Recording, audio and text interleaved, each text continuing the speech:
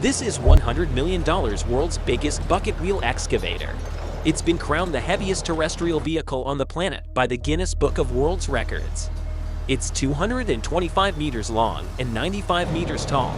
This monster weighs 15,650 tons or 15.6 million kilos.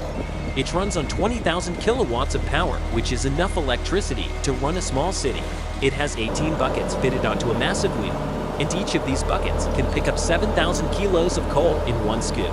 At a speed of around 1 kilometer an hour, this giant can take weeks or months to get to the next location.